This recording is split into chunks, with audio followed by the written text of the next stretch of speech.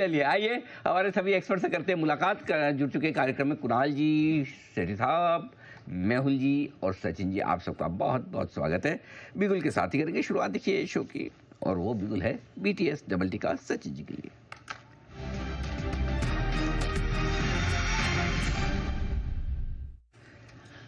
जी Sachin ji, good afternoon, बताएं sir. Neha, good afternoon to all the panelist.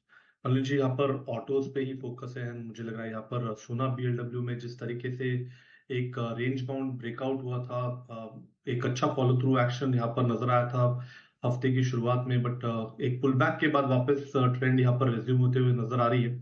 अपने 50 day exponential moving average को भी इसने वापस रिकॉन्कर किया है, एंड जिस तरीके से डेटा है मुझे लग रहा है 530 से लेके 550 तक की अपसाइड यहाँ पर अवेलेबल है। तो यहाँ पर सोना BLW के फ्यूचर्स में अभी भी खरीदारी करने की सलाह होगी। स्टॉप लॉस आप यहाँ से लगभग अराउंड 478 पे लगाए ऑन क्लोजिंग बेसिस। पहला टारगेट होगा अराउंड 510 का, सेकंड टारगेट होगा अराउंड 530 का। 530 के टारगेट के लिए सोना BLW अभी हमने स्टॉक इन एक्शन भी लिया और पसंद आ रहा है चार्ट पे। सचिन जी को धन्यवाद का मामला तो बनता है सचिन जी को देना, बिल्कुल दिल से और भावनाओं से और शब्दों से, तीनों से धन्यवाद सचिन जी, स्वीकार करें आप। कुछ बड़ी खबर ले उससे पहले सचिन जी के लिए एक बिगुल की तैयारी है BTS double T.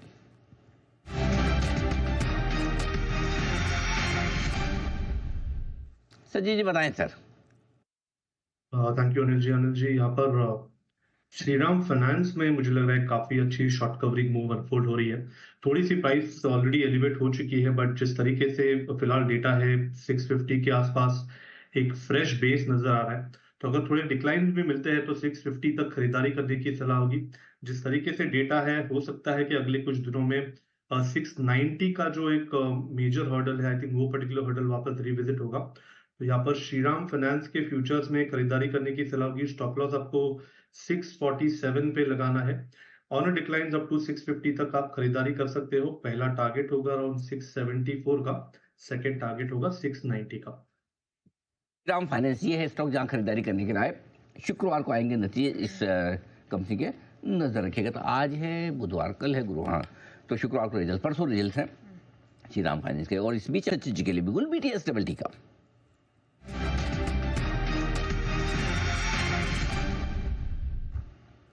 Sachin ji बताएं सर। जी, पिछले हफ्ते में हमने भारतीय एयरटेल में एक कॉन्ट्रा लॉन्ग सजेस्ट किया था 1905 के लेवल के आसपास, 1960 के पोजिशनल टारगेट के लिए। एंड जिस तरीके से ये मूव अनफोल्ड हो रही है, क्लासिक डबल बॉटम फॉर्मेशन का यहाँ पर कंफर्मेशन आ चुका है। मुझे लग रहा है कि जो एक ब्रेकडाउन पॉइंट था 2000 के आसपास, जहां पर हमने सेल भी रेकमेंड किया था, मुझे लग रहा है वो लेवल वापस रिविजिट होना चाहिए। तो यहाँ पर भारतीय एयरटेल्स के फ्यूचर्स में खरीदारी करने की सलाह होगी। जिस तरीके से ये मोमेंटम अनफोल्ड हो रहा है, मुझे लग रहा है 1926 के स्टॉप लॉस के साथ यहाँ पर लॉन्ग पोजीशंस अभी भी चेस करनी चाहिए। रिवाइज टारगेट होगा अराउंड 1980 का इमीडिएट बेसिस पे। पोजिशनल टारगेट यहाँ पर होगा 2020 का। खरीदारी करनी है भारतीय एयरटेल के फ्यूचर्स में। एयरटेल ये है स्टॉक सचिन जी की पसंद का है, यहाँ पर फिर से खरीदारी करने के लिए आए।